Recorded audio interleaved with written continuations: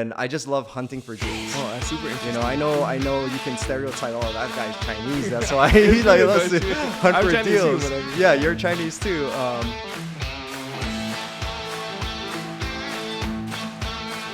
What's up, guys? Today we have special guest Tim on the podcast. Welcome to the show, bro. Thank you, Daniel. So It's an honor to be here. You're a pastor, you're a real estate investor, you flip some houses, you've done some commercial real estate, but you also flip cars. And I think that's really cool, you know? I mean, I know as a pastor, you usually don't get paid very much, and you're always looking for a side hustle. And somehow you found this thing about flipping cars. So would love to kind of dive into how did you kind of get started in flipping cars, and what does that even look like, you know? Yeah, I mean, you recall, and for those of you who don't know, Daniel had an Integra back in high school. Yeah, that's right. I had an Integra as well back in high school. What a great car to have as a high schooler. Dude, I mean, like, small side note, I had 5 Integras. All of them got stolen and stripped completely, all total losses. Wow. Most of them from my house. When people just came to my house and just like stole my cars and just stripped all the parts, and you find the husk like somewhere else later. It was a crazy time. But oh, I'm so sorry to hear that. No, I mean, my Integra never got stolen, thank God. We always locked our gates. So okay. I guess if you have an Integra, lock your gate. That would be really helpful. But I remember, we were friends since high school. I was able to install your lowering springs, and it's just something I really enjoyed doing. And working on cars. It's amazing. Pearl City High School had auto shop back then. And year 1, you just sit in the classroom, and then you go out into the shop, you tinker with stuff. Year 2, you get to bring in your own car. Oh, really? And work on your own car. And then the shop teacher would come, look at what you're doing, and then you get graded for that. Wow, I didn't know that. That's kind of wild, actually. So that was amazing, because that's when I had that Integra, and I was able to just tinker, learn how to do suspension stuff, engine stuff on it. But ever since I was a kid, when you talk about both, obviously, I know most of your listeners are investors or wanting to get into that. Just seeing my parents, right, as immigrants come from Hong Kong, and then with nothing, and then be able to work themselves up to being able to own multiple properties. And my dad, he was a taxi driver. And as a taxi driver, he always saved up so he could buy rental properties. Wow. And he saved up so he could buy a fleet of other taxis to rent out to other cab drivers. So you had like entrepreneurship from the very early start. It was kind of like your own personal like tutored mentorship with your family and your dad is almost. Yeah, and you know what's amazing is they never really taught me these kind of things, but as a kid, I was just so fascinated with that, just watching them do these things. And because my dad had a fleet of cars, he would always work on them. And I would see my dad doing that. I want to emulate my dad. And then, I'm underneath my little tricycle, like make pretend I was wrenching, and then love my Hot Wheel collection. And all of this was all before Fast and Furious came out. Okay. And so it was just like we were around in the 90s for the start of the rise of the import scene. And so we're all part of that, and we got to see all that grow, and I was just so into all of that. And so, being on a tight budget, when I got my first car, I remember, it was a 1989 Accord with the pop-up headlights. And it wasn't really what I wanted. But that was all like the best I could get. I was grateful for it. Yeah. And then there's some things I didn't like about it. I talked to my dad, hey dad, if I were able to sell this and make money off of it, can I get something else? And he was like, sure. And so I remember buying it for $3,500. And then I didn't really do much. I just made it look nicer, cleaned it up. I think maybe because I got a great deal on it from the beginning. Didn't really know about deals back then. But I probably lucked into that. Intuitively, you just kind of like did a little research. You were on Craigslist. I don't know how you bought it. Exactly. The newspapers back then. No Craigslist back then. That's crazy. That's crazy. Okay. You have to actually look at the newspaper and call the guy, on a corded phone. And then I remember making $500, selling it for $4,000. I was like, wow, this is great. And with the $4,000, I was able to buy a Civic hatchback SI. And that was real funky. I was able to fix the suspension on that. So it was kind of like in bad shape, so you got a discount. So yeah, exactly. It was rough. And the guy needed money, right? So I mean, there's so many parallels to this, to like flipping houses, right? Yeah, it's like that was the inception you're of buying it. something where someone needs cash quickly, and they're willing to like give up some of like their equity in the asset in order to like to meet their needs. Right. And then you're like, hey, like here's an opportunity for me to buy something at a discount. I can put some money into it or whatever, fix it up, sell it to like another person and make a little bit of profit, right? Yes. And so I just kept doing that as a high schooler. And I was like, this is great. And I worked part-time. I remember I had a job at the church. I had a job at Sears. This is all different times. Yeah. Well, $500 back then is a lot of money. Exactly. I remember when I was working during that time, I mean like $5 an hour. Yeah. So then that's like 100 hours. You do the math, right? So I'm like, man, this is great. I can and there's no taxes too, right? Yep. In Hawaii. Yeah. Later on, I lived in California, and you got taxed on a used car. Oh, really? When you go to the DMV, you have to show how much you bought it for, and you pay taxes on that. But in Hawaii, there's no taxes. And so you can just keep doing that. And of course, I'm not giving legal advice because there is a certain amount you can do. You're probably supposed to. I mean, but it's not like, it's not super like. Yeah. Right. And then even the amount you can do in a year in Hawaii before you're considered a car dealer. I see. But as a high school student, man, that's all I did, right? I just kept buying and selling, and it just really sharpened my skills to know to look for deals. And I think that's part of the fun of it all. You probably get the same thing. Do you get excited when you find the deal? When I first started, I did like that. It was exciting. Now it's not so much because we've done so many deals. So it's kind of like it's lost its luster because we've had so many. But in the beginning, it was really exciting to like. And then especially it was so hard. Like my first deal in Hawaii, it took me like 9 months just to get, like I'm struggling, right? So when you finally get it, it's worth so much because it's so like valuable, right? But nowadays we get like deals thrown at us like all the time. So it's almost like the harder you work for it, the more valuable it is. Like, So, but now it's just kind of like, here's another deal. Let's do it, So. Yeah. So I guess for me, the way I'm wired, like whether it's like a deal at a restaurant, right? Like kids eat free. Yeah. And I got 4 kids. I'm like, man, how can we do this, right? Even right now, my wife and I, we're planning our summer trip with the kids. And then I just love hunting for deals. Oh, that's super interesting. I know you can stereotype, oh, that guy's Chinese. That's why he's like, let's hunt for Chinese deals. Too, Yeah, you're Chinese too. But it's weird because I have a very different, I guess, perspective or outlook because I think like, there's like the typical Chinese guys are savers, right? And like they're looking for deals. Right. I'm kind of like the bad Chinese. Like I'm a spender. No, I'm like I spend too much money and I don't budget. Like so at least even when I was like W-2 everything, like I was never great at budgeting. It was just like I spend money when I get it, and then like that, and I whatever, like, I mean, my parents were anti like debt, so I had never had like any credit card debt, but I just, whenever I had money, I would just spend it. And so even to this day, I think there is some bad habits. I think you're always leaning one way or the other, right? And you're always trying to put yourself back to where it's more the most healthy. The most healthy. Yeah, sorry. So it's like if you're too Chinese and you don't like spend any money, it can be really detrimental, right? Because like I said, you don't tip your waiters, or like you're with your family, you don't give like your Chinese gifts or whatever, and you're just real tight. That's really bad. You kind of have to like flex a little bit more into the middle. If you just spend everything you get and you're like into huge debt, like that's also not like super great. So you're always trying to flex into like the healthy middle, where it's like the most healthy from both angles, right? Yeah. So I think, with what you're saying, it's important to always know your strengths and your weaknesses. Because that side of you, working with you, when you're first starting out in real estate, I remember I marveled and I was thinking, wow, it's so great that you're willing to take that type of risk, especially when you left your W-2.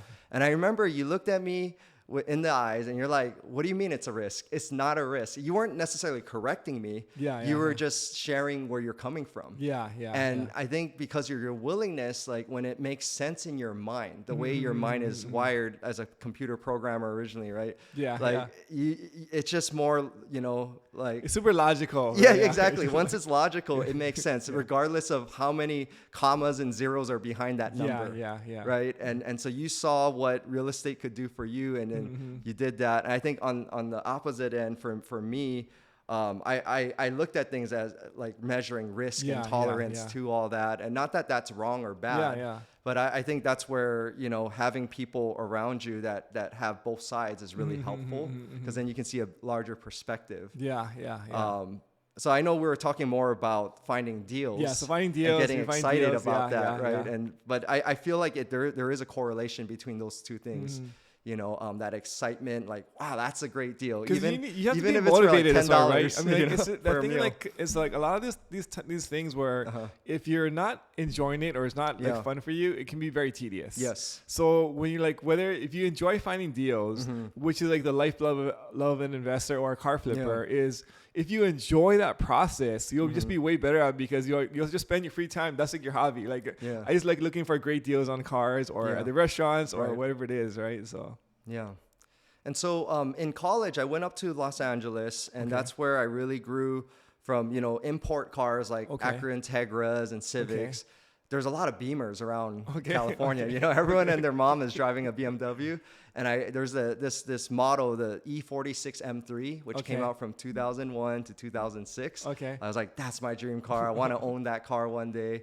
And so same thing. I had to be able to flip my way up to that to get something that I really wanted because I couldn't afford it, especially as a college student. What did one of those guys like cost? So back then, when I got my first one, this was around 2009, I think I got my first one. It was I paid $20,000 for it. Was it brand new or is it used? It was used. Okay, what was like the MSRP on a brand new one? MSRP on the brand new one was about $55,000. Okay, so like it's a $55,000 car. Yeah. That's like your dream car, what you're trying to get to. Okay, back in college, right? Yeah. Which is huge, like $55,000 for a college student is insane. Yeah. So I knew like it would depreciate. Yeah. And lo and behold, got married, graduated college. I still wanted that car years later. And because of just starting out in ministry and getting married, my finances were super tight. Yeah. I mean, so that's one thing. That's one thing people don't like realize, I think, is whenever you're starting out as in ministry or in a church, you guys get paid like beans. It's so little to start, right? And so you're kind of struggling through the moment, and like you're juggling so many things. You're juggling your marriage, whether you have kids. You're juggling like the job. There's people there, but finances are a big part of just life in general, you know. And so I wanted to hear your opinion on how does like money and wealth play into like the kingdom of God? Yeah, that's a great question. And I know we've had talks about this, years ago, and I just continue to think about it since our initial conversation when we started flipping houses together. And it's a very important question, right? Especially as myself as a full-time minister representing God, representing the church. I had to ask myself, like, what am I doing something wrong by going out into the marketplace and making extra money and doing these type of things? And it's not that I was trying to justify my action. I just wanted to know the truth. Right? I just wanted to do what's right before God and in my position as a minister. And it led me to several things. One person in the Bible, the New Testament, his name is Paul, who wrote half of the New Testament, spread the gospel of who Jesus Christ is to basically outside of the Jewish world, right, to the Gentiles, anyone who's not a Jew. When he traveled and he did ministry, he was a tent maker. In other words, he was in the marketplace. But yet he had probably the largest impact for Christianity outside of Jesus. You could argue that easily. And so I was like, so that's the first thing that caught my attention. He was a tent maker. So in other words, he relied on a secular business to fund his ministry. But then this book called Called to Create. It's a great book for those of you who, love reading connections between the marketplace and doing ministry. Called to Create really emphasizes how from the very beginning, the first attribute of God isn't his holiness, isn't his power, or even his love. It was God the creator, God being a creator. And it's a great book for Christian entrepreneurs that want to just go into business, or even artists, right? I mean, it's really cool because you're having like a perspective shift, right? It's like a lot of people see God in like a lot of different ways. Like some people think God is angry. Some people think God is like loving. People think there's a lot of different like attributes that people associate with God. But I think I rarely ever heard somebody kind of hone in or focus on God the creator. Which I mean he obviously is, right? So even if you look at like, let's say like the miracles that God's done, like, like let's say like Jesus raising someone from the dead, all these different things, in my opinion, my humble opinion, the greatest miracle is just creating like everything from the very beginning, like, and so but it's just it's interesting how like you're kind of like honing in on that characteristic or attribute of God, but it's also what we do as entrepreneurs and as business owners, right? Yes. And so furthermore, you know, this idea, God is creator, and then he created us in his image. That means we're called to create. And one specific command from God, if I'm not mistaken, it actually might be the first one, the instructions charged to us as his creation, is to take dominion of the earth. And it doesn't mean like we go and we take land and do this and that. But what it means is just to expand what God has already given us. Right. And all throughout scripture, even Jesus himself talks about being fruitful and multiply, or he says, come to me and I will give you life in abundance. And so there's so many things that actually talk about just God wanting to multiply what we have, including our finances and our wealth. Now, the problem comes now going back to the whole money talk is when money consumes us. It's why we're pursuing money. If we're just pursuing money just for the sake of having that money and security, which is not necessarily a bad thing, right? Like it's great that as a father of 4 kids and with a wife, like I want to make sure my kids eat. I want to make sure my wife has a house to go home to. Those are all important things, but it cannot take the ultimate place of being able to just have the peace and trust in God. Like that can't be the ultimate pursuit, is just pursuing money. You know, I mean, this is like a very interesting kind of topic with a lot of nuances. And I think a lot of people think like, let's say like it's all perspective, right? Because wherever your normal or place in life is, if somebody is above your normal, you think that they're greedy or they're rich, right? So like, let's say like, if you're in college, you're like, hey, like, I make $10 an hour. Somebody who makes $20 an hour, they're rich. Like they've got $10,000 saved in their bank account, they're rich, right? You look at a millionaire, he's like $10,000 in their bank account, they're poor. Like, you know, and so it's so interesting. And so when we're judging other people and their own relationship with money, like we can't see what's going on in their hearts or their relationship with God, but we it's easy for us to kind of judge and say like, this person is greedy because they own a private jet or something, right? But maybe in reality is like that actually is helping them. I'm not like condoning that or anything, but I'm just saying like it's so interesting to see like how we can actually like how does this actually work from like a practical standpoint? You know, like how much is enough and how much is too much? You know? Right. And that's the beauty, right? With our, you know, for those of us who are spiritual and follow God, that the whole idea of Christianity is not so much that it's a religion and, you know, we do things separate from God, right? That okay, I do my church life on Sunday, I'm a good Christian, but then when I work from Monday through Saturday or Monday through Friday, it's a whole separate thing. I work hard and I hope God blesses it. You know, oftentimes that's the common mentality we can have. I mean, I fall into that oftentimes, like, to be honest with you. So, it's easy to fall into that. And I'm the same way. Even as a minister, I can easily defer to that. But really, the honest truth is, from the very beginning, when we look at the pattern in Genesis in the garden, God walked amongst Adam as he was working the garden. And this is before the fall. You know, I know we got some like theological concepts being thrown out here, but that's the original intent of creation, is that even as we work, we're meant to work with God. And so as we're generating wealth or we're investing, we're, you know, cold calling potential sellers of homes, we could do it 2 ways, right? Like I said earlier, we could see it as, okay, God bless my phone calls today. And then we kind of do it on our own. We work hard. And then at the end of the day, we're like, okay, God, I hope you bless what I did. Or while we're doing it the whole time, we could be doing it with God. And when we do it with God, that ensures the point that you said that was really important, our heart's in the right place. Anytime we do it apart from God, that's where we can get distracted and we start chasing wealth and what wealth can bring us. And again, these aren't bad things, but they're not meant to be the ultimate pursuit in how we're created.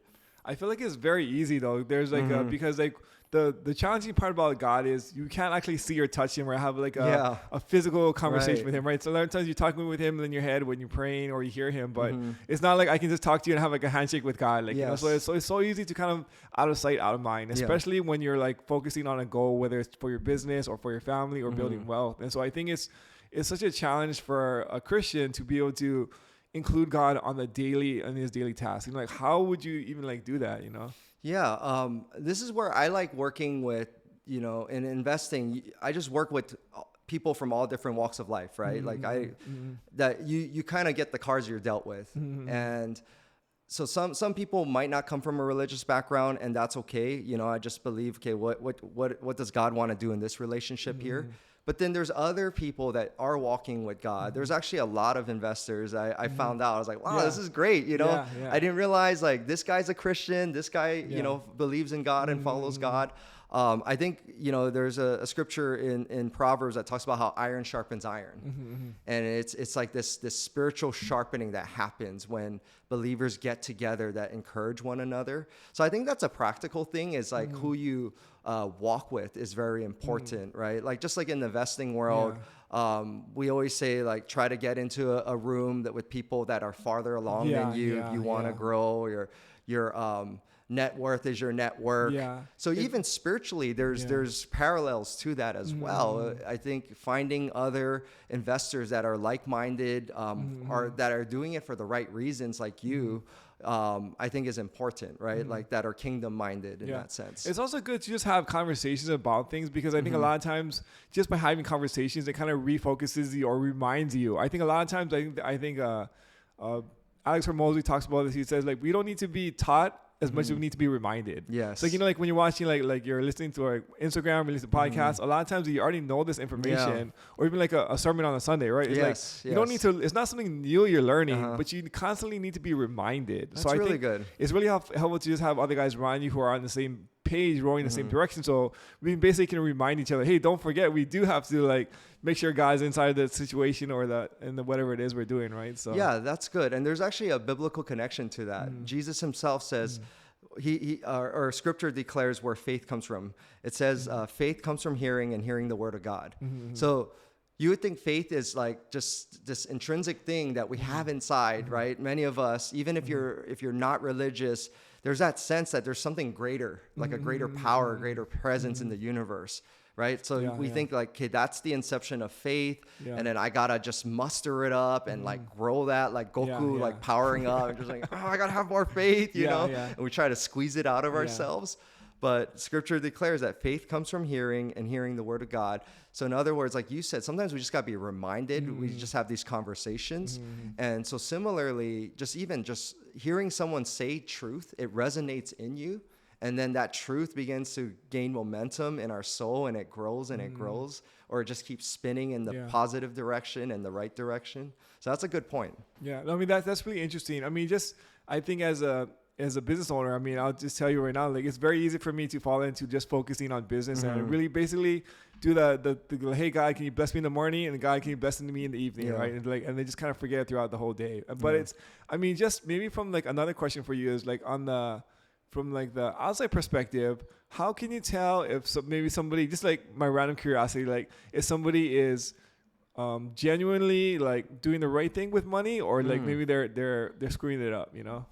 From an outside perspective, that's really hard, you know, because there's people that are giving, you know, generously to organizations and doing a lot, but they could have the most greedy hearts in, you know, out of the person who actually gives very little to outside organizations. Explain that. Because maybe they're doing it, but their motive is, I'm doing it so other people can see what a generous guy I am, right? And so that's out of pride and wanting to be respected by others. Or maybe they're doing it because it's more of like this karmic type of motive, like, okay, if I give X amount, I'm expecting X amount back, like right? And so it's really selfish, it, that motive, even though it's on the outside it's going to a good cause. And so, yeah, that's a really difficult question to answer. There's also like, I think there's a lot of guys who like they give a lot, but they don't tell anybody. So then like you think like they're very greedy because like they never publicize what they're giving.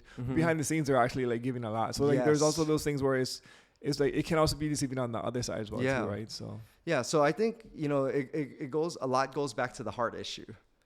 And when you get close to someone, you can kind of get to tell their heart, but at the end of the day, only God truly sees our heart. That's true. That's and very so true. We, you know, like we were saying earlier, whether it's getting around other people, it can remind us of our focus and why we're doing what we're doing, or spending time with God to be able to get our place into, or get our hearts into a right place.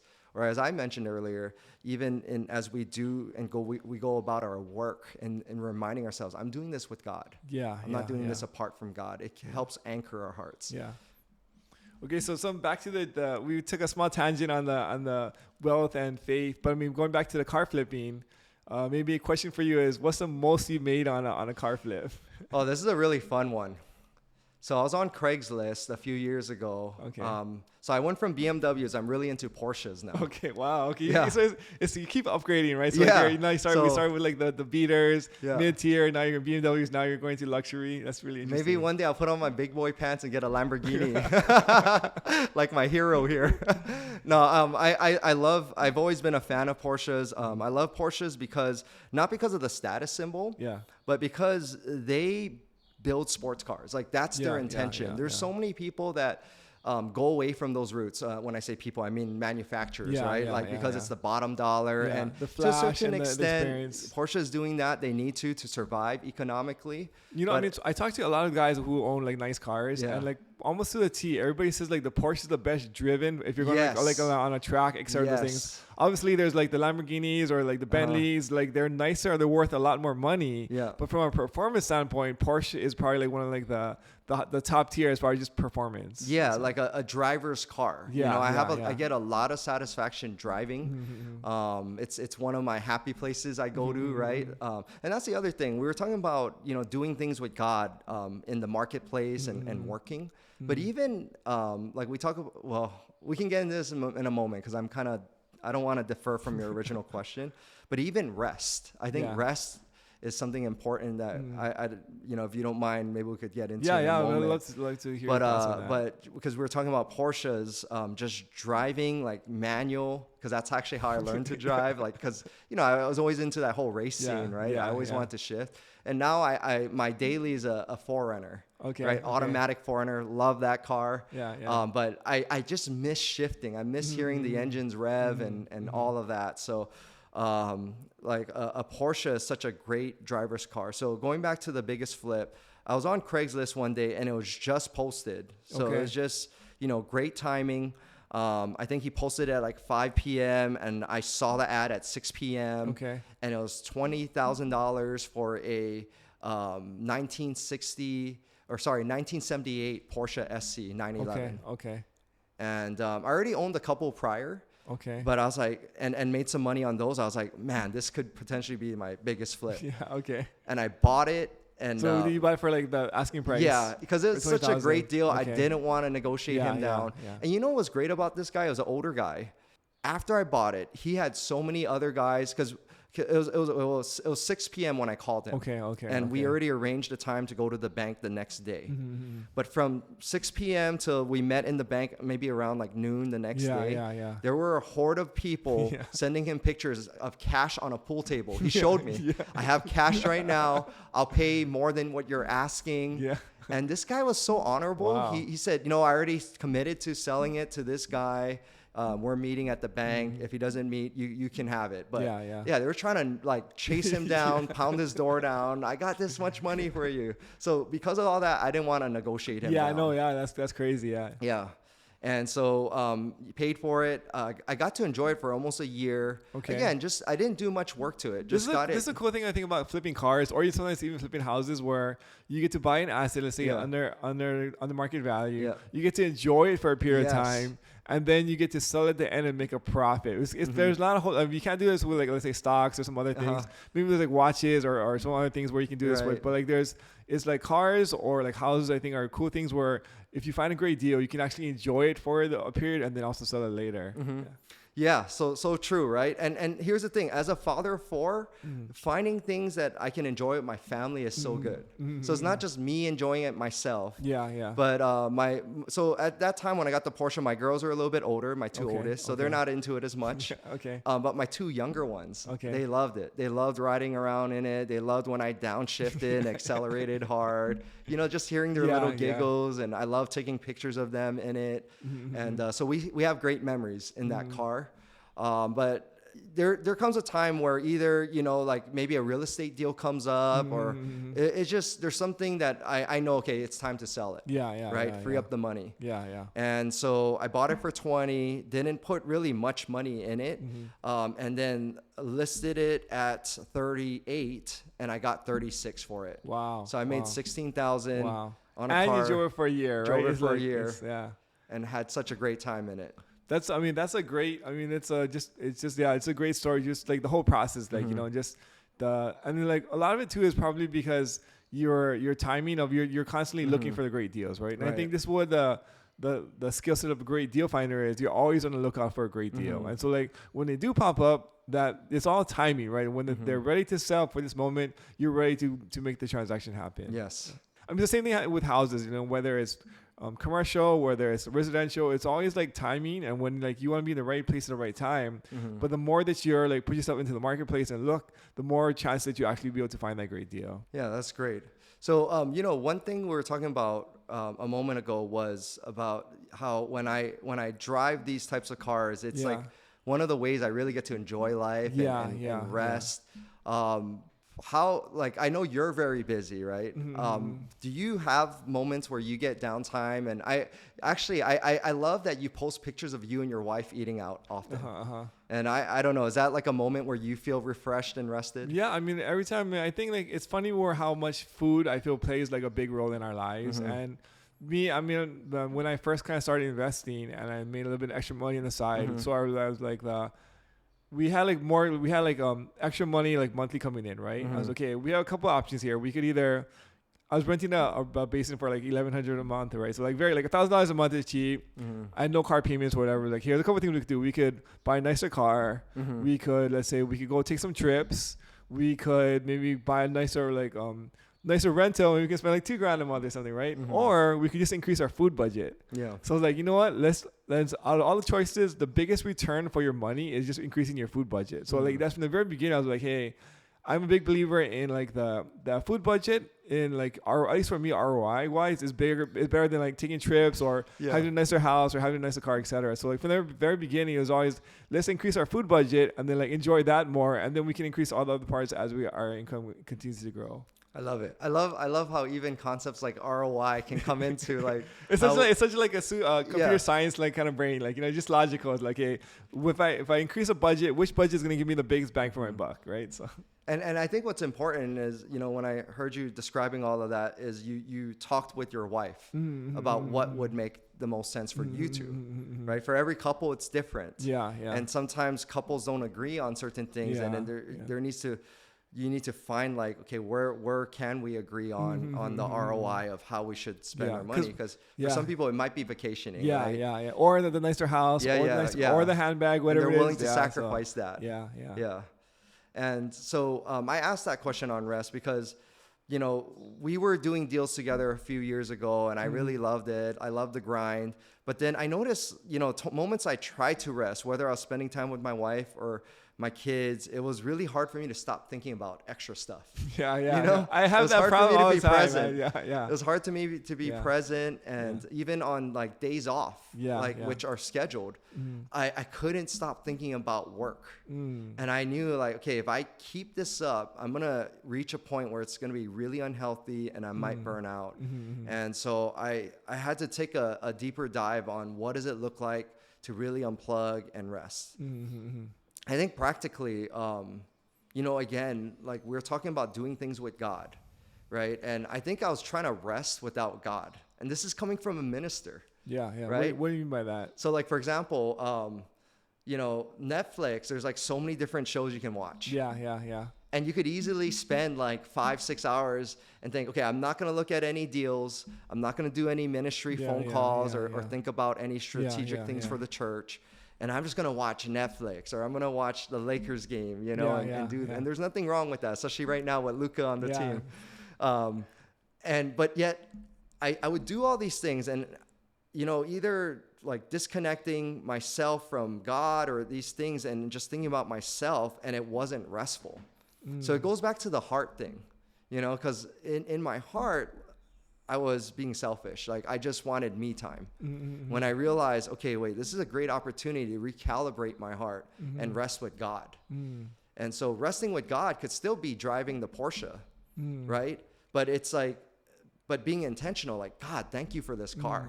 Thank you for that. I live in Hawaii and I get to blast down the H3. In case anyone's listening that's in law enforcement, I won't say what speed. 69, 59. But just going down to H3, just being aware the whole time, being so grateful of all these things. And I know in the investing world, gratitude is important. But sometimes it's like, what are we, like, who are we expressing gratitude for, right? I think that's such an important question to ask. Am I grateful for myself for working so hard, for earning this car? And I'm grateful for, the federal government for funding this crazy H3 project going through the mountains of Ko'olaus. Ultimately, it's like, again, God's the creator.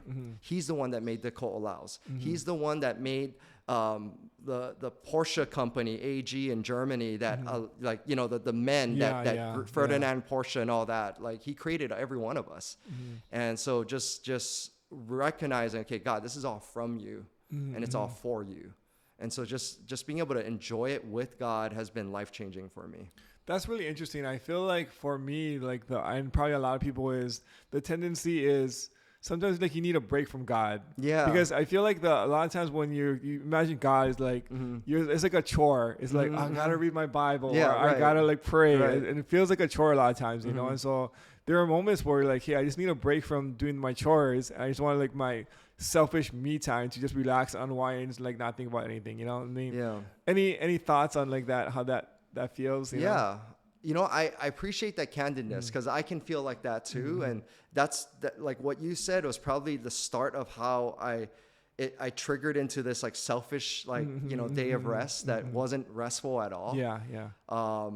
And it's understanding that, okay, with God, the whole point of why Jesus came wasn't to reinforce the religion. It had nothing to do about that. It was to introduce the relationship with God.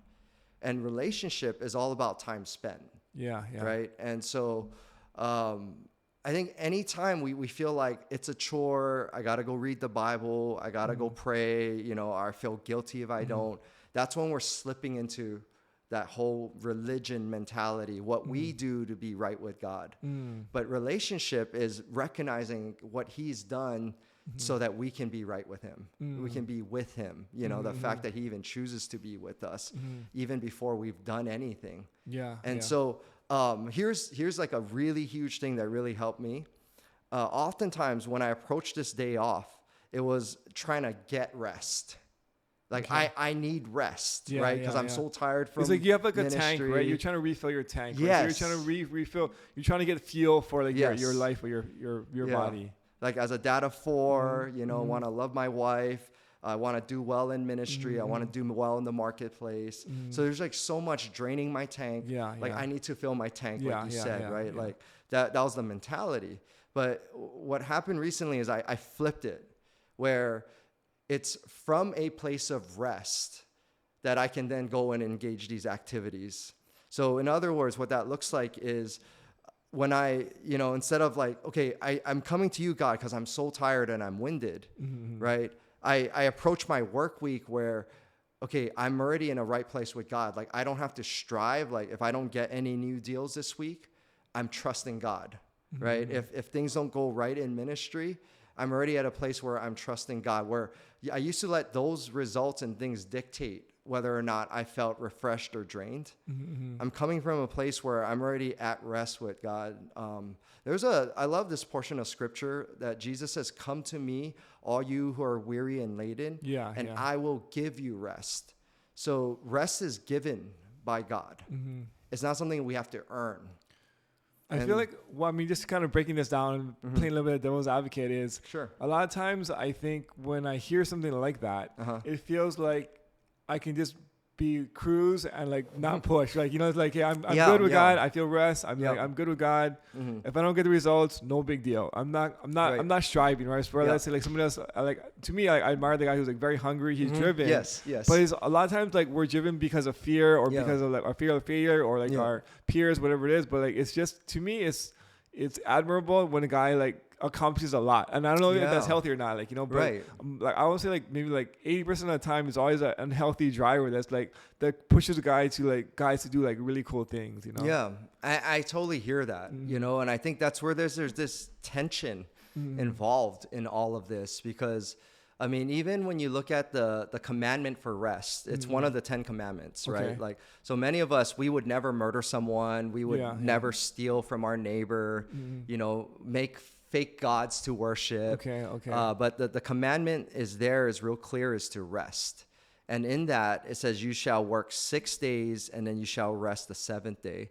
And so there usually is that tendency inside of our lives to swing one place or another. We can be ultra driven and not really have true rest, or we could be so rested that we're no longer have that drive that God wants us to have. And that's where everything needs to come together. Where we said earlier, right? We're called to subdue the earth, and that takes work. That is a grind, right? That does take hustle. And so those things aren't bad, but it's doing it again. It's almost like a broken record, but we're doing it in the right heart. Yeah. And I feel like just listening to what you have to say is there's extremes of both sides, right? Because when you work too hard, you don't have enough rest. There's when you have too much rest, you don't work hard enough. And so life is so much about balance, and our balance looks different to every single person in every season of their life and situation. But it's so interesting how like it takes a lot of effort and energy to like constantly like self-examine or like process with other people, like, hey, am I on the right path? Do I need to rest more? Do I need to work more? But it's always a constant rebalancing act, you know? Yeah. I just recently shared this in a sermon, so it's like fresh on my mind. Personally, Daniel, do you like to go to Chick-fil-A? Yeah, I do. Yeah. My family and I, we love Chick-fil-A. Like, I love waffle fries. I love sweet tea. But they're closed on Sundays. Yeah. For a major company like that to be closed on Sundays is unheard of. And there's no other company I can think of that does that. And the recent statistic, and it's actually true. I've actually seen this article just, reprinted with modern day numbers. It was done like before the pandemic, and then in 2023, the average McDonald's store makes, I believe, was it $3.2 million a store? Gross, right? Yeah, gross. Okay. The average McDonald's. The average Starbucks makes 1.6 million gross.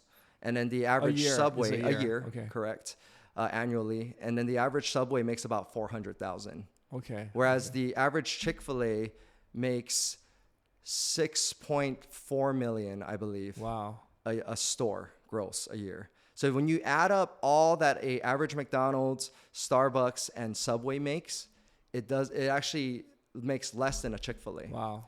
So the moral of the story is, if you're going to open up a franchise, you open up a Chick-fil-A.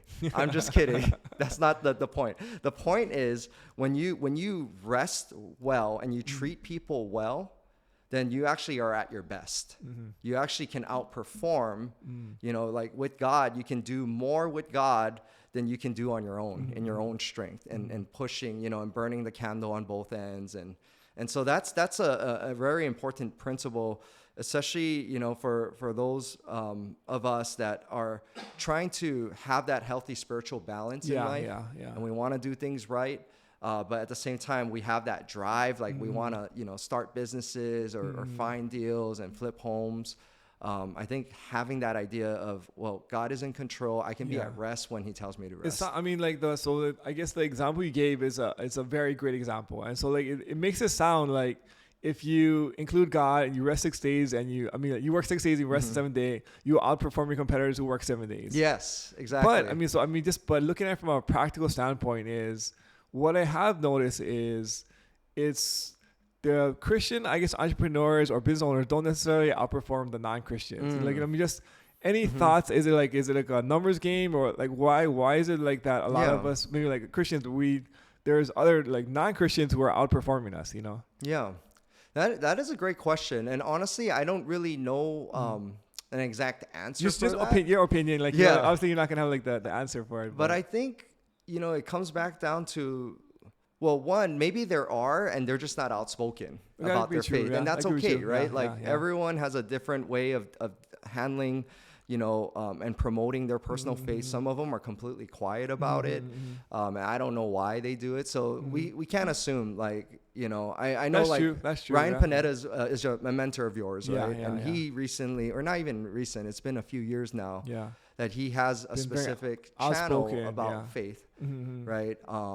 And I would say he's one of the top guys in real estate. Yeah, So that's true. I guess the premise is not really, but I guess to just answer your specific question, it could be where I would think maybe because the ultimate pursuit is not to, be like the most successful in having the money, because I just want to live to honor God.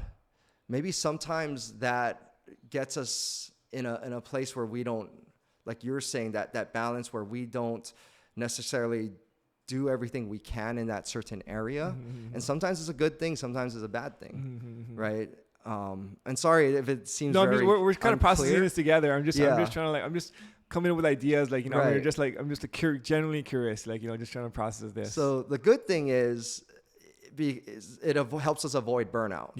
We don't know if the ultra successful people, maybe they behind closed doors, they're miserable. Guys. Yeah, there are a lot of very successful. Or like their families will fall apart or different things, right? Anxiety, right? Like thinking about, wow, how I'm going to maintain this, how I'm going to beat last year's quota, and we don't know. But yeah, behind closed doors, they could be really unhappy. So that may be a good thing. Why maybe certain, people who are Christians aren't as many at the top.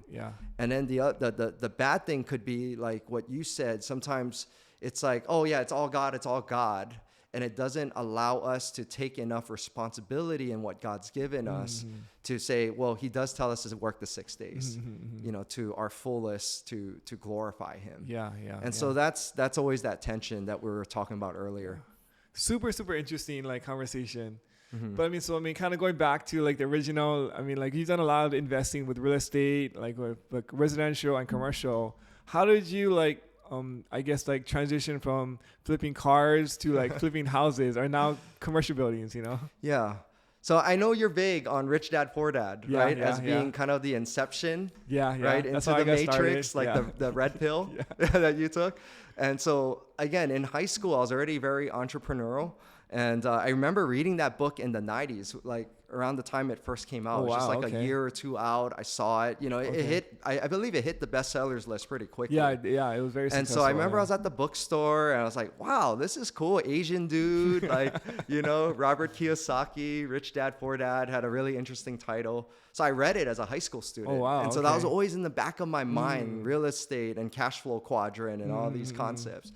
And then again, as I mentioned to you, my parents had a few rental properties too. And like, as immigrants with nothing, they were able to save up. To this day, I need to ask them, like, exactly how did you guys do that? As a taxi driver, and like numerically wise, you look at some of these things, like what they accomplish, and like, did they just like never eat, or like, right? How did you like budget these different things? Like, right. Just see, like, you want to see it like on a spreadsheet, like how those are actually like budgeted and planned out, like, to accomplish that. Yeah. So I had, seeing my parents and then reading that book. And then when we're heading into the pandemic, as I mentioned, I love looking for deals, right?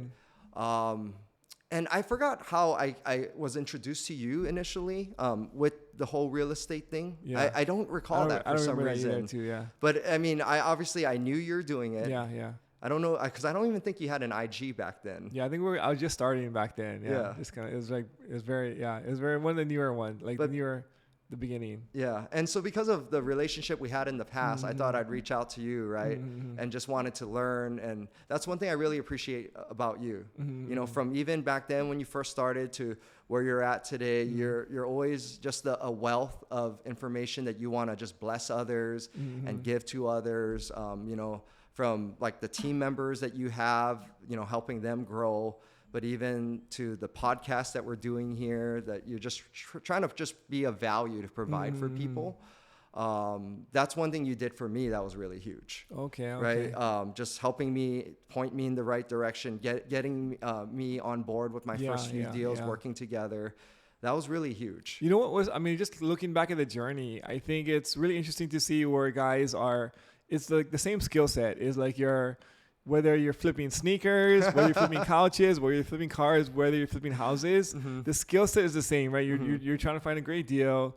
There's little operations who are managing it, and then like you're selling it for profit. And so I just think it's it's the same time and energy you spend into like flipping sneakers. If you put that into flipping houses, it's like the same result, but there's the return is a lot higher. You know, I've got this buddy. I think he was like super into flipping sneakers, and so I guess they have these like sneaker launches, right? Where like they launch it on this date, and then you gotta like buy it online or whatever. Yeah, so he sneakers like app. So I don't know what but he told me he's like super intricate. You gotta buy all these bots and everything. Like you're like flooding the system. You're trying to buy as many as you can, and then you buy them. And then like, these sneakers, I don't know, like $300 or whatever. Then he go around and sell them for like 500 or something. And like I'm like, I mean, at the time, it was like it's incredible, like to be able to flip sneakers like this, right? And it's like a huge rush, making $200. Yeah. But then like, you look at like a real estate flip where you can make like 100,000. Yes. It's so different. The scale is different. Just like where you're putting your energy is, like you'll get like a bigger return, you know? Right. You know, I remember now. It was like out of necessity. With the 4 kids getting older, and us feeling really cramped in our house, and I'm sensitive. I know we have listeners that maybe you have listeners on this podcast that maybe are in a similar situation where their house, they feel like they've outgrown their house. And so my house was 1,200 square feet, family of 6. It just felt really cramped, and I'm sensitive to that. I know for some people, you guys make it work listening, and I think that's great. I think for us, it was just, you know, having a boy share a room with a girl, and they're always like fighting and getting into it. Like we just were sharing too many bedrooms. Right. That we needed to upgrade and get a bigger place. Got it. And flipping cars was not going to get us there. Flipping cars helps me get like into like my dream car. Right. But it's like, okay, for us to get into our dream house, like a house that actually suits our family size, that would have to be flipping houses. Yeah. I mean, it's kind of sad that in Hawaii, especially, or even like this modern age, that we're forced to find a second source of income because like one source of income is not enough. I mean, obviously as a working for a church, you get paid even less than like some of these other guys. But even like working like, let's say like an honest job, right? You work for the government or you work for whatever it is, like one income is not enough to provide for your family anymore. So it's just, it puts so much pressure on us, especially as providers. I think a lot of times is whether you're the female or the male, but you're the provider for the family, is you feel that pressure to be able to like make enough income to get more rooms for my kids or whatever it is, provide for my grandma, provide for the people around you. And so it's like we're in a tough situation that like to live in Hawaii, you know? Yeah. And that's where I think having God in my life, again, puts me at peace, right? Where if I get it, great. Thank you, God. I appreciate it. But if I don't get it, great. I can still be at peace because I know that ultimately you're my provider. And so again, there's that tension that comes back to like that question you asked, like why does it seem like there's not as many like top Christian investors and, you know, like these people that generate like massive incomes? That tension is like sometimes we can be too at peace with what we have, and maybe God is telling us to go and push it more farther. But some of us were striving way too much beyond the grace that God's given us. You know what I mean? So when you're in that situation and you kind of you honestly like you stumbled upon real estate, what do you think like real estate has done so far as like for you and your family, like financially? Yeah, it's definitely been life-changing. Like the amount of money I would make on a deal is nothing like what I could do flipping cars, right? Yeah, I see. Or shoes or whatever you want to flip. So I think that's been huge. It definitely, you know, we are in a bigger house now. Unfortunately, thank you so much. Unfortunately, we didn't get to buy at the beginning of the pandemic when we were looking and before the home prices like went through the roof. But it's really cool because, you know, my wife and I, we really prayed over this specific list, and there's many times I just want to give up. Like, honey, it's okay that this is missing from the list and that's missing from the list. You know, like she wanted like a cul-de-sac so it's safer for the kids and it's more private, like different things like that. But yeah, even though our offer didn't get, we threw out multiple offers and above asking, right? I think many people have this same story. During the pandemic, it was crazy. During those years, I mean, as a real estate investor, it was a great time for us. Yes. But I mean, as a buyer, it was like difficult. You got put through the ringer. And we put out multiple offers on homes we wanted for our family, over asking, didn't get it. But it was amazing. The one that we did get, we didn't think we were going to get.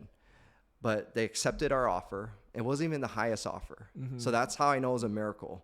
but everything on our list, it checked. Wow. Whereas all these other homes we were settling for, and that was mainly me. I should have just listened to the wife. So moral of this podcast, just listen to your wife. Good advice for all the guys. And there's some, she was like, no, we're not even going to put in an offer. I was like, honey, we should put in an offer. Yeah. She's like, no, don't do it. And, but yeah, thank God none of those other offers got accepted, because the one we did get was the home that's the one we saw we were going to get. Awesome. Congratulations on that. So real estate helped us, flipping homes helped us get into that home. There's no way we would have been able to do it without it. And I feel like I've seen like you evolve as I think so. We've known each other since high school, but we lost touch for like a lot of years. But I think like you've evolved like as a real estate investor, because like you, from flipping cars to flipping like houses, now you're doing some commercial properties, but also you've evolved, I think, as a person. I think just being on a lot of stages, I know like you preach on like Sundays or Fridays, wherever it is that you preach. And then so I feel like there's a lot of personal growth that's happened over the last 10 or 15 years, for both financially, but also personally, you know? Yeah. Do you think there's a correlation between like the personal growth and the financial success? I think that's really important to understand that, right? And it's so cool that you asked me that question, because maybe that helps answer why there's certain people who seem like they're really pursuing God but aren't making it financially, is maybe it's just not time for them to handle that kind of wealth. So cliche, right? With great power comes great responsibility, like that line. So I think maybe that's what it is that, you know, God is so good and so faithful. He wouldn't want the blessing to be a burden and crush us. So if the you know, flipping homes and the amount of money that it brings in and the accolades and what it can buy, if that crushes your soul, like that's something that God would rather pull back and wait. Okay, I want to make sure that my son or my daughter develops the spiritual fortitude to be able to contain that kind of blessing first. Yeah. And so I appreciate the compliment. Thank you so much. And I think so much of the growth, though, not to, you know, sound like, you know, with a spirit of false humility or anything like that, but it's people that really believe in me, right? That helped me get here, because I've had great mentors. Like the biggest one for ministry is Pastor Norman. There were times I wanted to quit ministry because it was too hard. I felt like I wasn't cut out for it. But he not that he wouldn't let me quit. Like, I don't take your resignation paper, you're not going to quit. But he would just ask me questions to really help me think through, like, why. Like process it, you mean? Yeah. Yeah. And I think, you know, this, even your, like, going back to you, right? Like how much you give with your real estate meetups and the podcasts. Because of that, like, I'm sure you never saw yourself doing podcasts. Yeah, no, I mean, it was. I mean, a lot of these things, meetups, events, even speaking on stages, it was never the intention or the plan. It just kind of like, it was the next natural step in the process, I'd say. And that takes a lot, right? Getting on a stage, talking to strangers like you've never seen. I still, like, whenever I have to, like, speak, I'm like, oh crap, why did I sign up for this? So like, I was like, the butterflies. I'm like, this is gonna bomb. Like, you know, just And I get a lot of value out of your podcast. So thank you for putting these out. Yeah. And I feel like you're a really great interviewer. You know, you ask great interview questions to help pull it out of your guest. And so all of these things, the reason why I'm pointing out what you do is your whole heart is, I just want to grow. I just want to add value into people.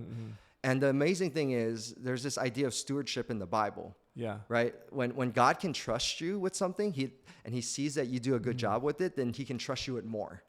And then when he gives you more and you do well, right, and you do the right thing with it, then he trusts you even more. And so I think, you know, going back to your original question, like just how did like the growth and everything. One, it's having good leaders and mentors in my life that help talk me off the ledge. Yeah. And then two, just, you know, being faithful and saying yes to things that I should say yes to, even though I didn't maybe at the time want to, right? Like preaching on stage, like. What do you mean? Like, can you like just talk a little bit about that? Yeah, you know, there was a pastor in our church that was going through a personal thing in his life, and he had to take a sabbatical. During that time, I was not a regular preacher. I would be a spot in, like, you know, Pastor Billy traveling. And okay, Pastor Tim, you're next. You preach. I see, And I was like a fill-in, right? Yeah. I could do that. But I never saw myself leading my own congregation or preaching every week. Like those are things I just ran from because I didn't think I was capable of doing it. Yeah. And but that season, going back to that pastor, he needed time off. He was going through a patch where he just needed to focus on his personal life. And the good news is he's back stronger than ever. But he had to take several months off. And so they looked at me and they're like, hey, "We need a leader. Yeah, can you do it?" And I didn't want to do it, but I felt God saying, you know, you got to say yes and do it. And my heart wasn't, I'm going to go in so I can grow and gain from this. I was like, okay, I'm going to hold it down for this pastor that can't, you know, he's like injured reserve list right now. I need to go, next man up, as you said, right? And run the plays and do it. And it was that moment coming forth from that. He's back. He was able to come back in. And I was like, wow, I was able to do this. And so when the opportunity came to start our town congregation now I had the confidence. You had like, you were prepared, or you gained the skill set. Yes. Like, I feel like this happens over and over in like in life, in relationships, in business, especially in business or investing is there's always like a call to action that somebody has to step up. And so it's like you got to provide for your family or whatever the thing is, but there's like a need that needs to be met. And then when you like begrudgingly do it, right? You're like, I figure I got to do this. Like, I don't want to, but I'm going to like force myself to do this. That's when we grow the most. Like if it's almost like if we enjoy doing it or we want to do it, it's almost like there's still can be growth there, but it's like, you're not pushing like the envelope, right? But it's always like when you do something you don't want to do that's very difficult, that's on the tail end of that's when you get, okay, I actually grew a lot from this. And then you can consistently have those moments, then over a long period of time, it's like, wow, you become like a different person. You know? Yeah. And again, I can say the same about you, right? Just from a few years ago when I first met you to where you are now, your leadership has grown, your ability to communicate, you know, just seeing the it's team all out of around you. It's all out of necessity, right? Like, I mean, social media has forced me to practice in the mirror.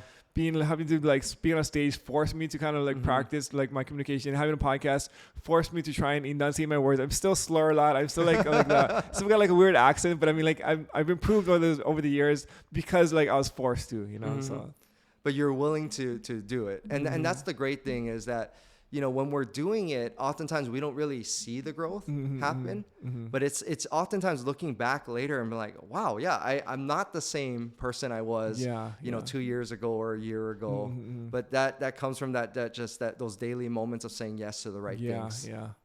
So last question for you is, let's say like there's a new investor, they're trying to get started with like a real estate investing or any kind of like side hustle, and then they're trying to like navigate that world of like money, wealth, greed, like and public or outside perspective or perception, right? But also that I also kind of want to like see like what it is to follow God and be a Christian. Like, should I spend my time praying? Should I spend my time like cold calling? Like, you know, like where should I read my Bible? Should I read like books on investing? Like, what kind of advice would you give to somebody like this? Great question, right? I think that is such a good question because it helps summarize the entire podcast that we just did together, right? One, I didn't say it in this way when I said, you know, we work from a place of rest when we do it right, than rather trying to get rest. But that place of rest, again, comes from our identity in Christ. So this is this applies to your question, what you said. If you're a Christian investor, how do you guard your heart against the love of money? When you know your identity, that you already accepted, you're already loved by God because of what Jesus has already done, you can have that healthy foundation so that when wealth comes and fame comes and success comes, you know who you already are, and that won't define you. Other things that we said were just having the right voices in our life, right? Like just hearing, like you're saying, even though you already know it, but when someone says it, you're reminded. So for me, I go into a small group every week. That's really my church. Yes, I lead a church and I preach, and I'm grateful for people who come to church. That's really important on Sundays. But what we see in the book of Acts, there's two kinds of churches.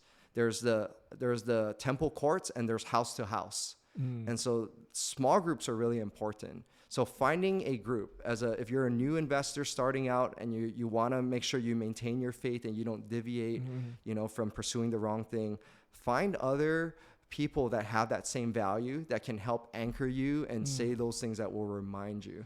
And so I think those two things will be great, healthy guardrails to make sure that you don't go off the cliff in that sense. Very, very cool, man. So it's good catching up and just chatting about all the very interesting topics today. If people want to reach out to you or find more about you, what's the best way they can do that? So, you said it, I'm a full-time minister. Okay. I'd love to, if you want to hear more about Christ and faith and how that relates to real estate, I'd love to meet you at church. So you can go to pearlside.org/Kahala. Okay. I am the Kahala pastor. Okay. So you can see the information of our service times, locations. I always make it a point, even though between the two services there's about 300 people, it's a smaller, the two services, it's easy for me to spot new people. Okay. And I'd love to say hi to you, right? So I'll make time between services. You can come find me there. On the investing side, I'm nowhere near where you're at, Daniel. So go to Daniel's website. But if you want to contact me on the investing side, it's islandhomepartners.com.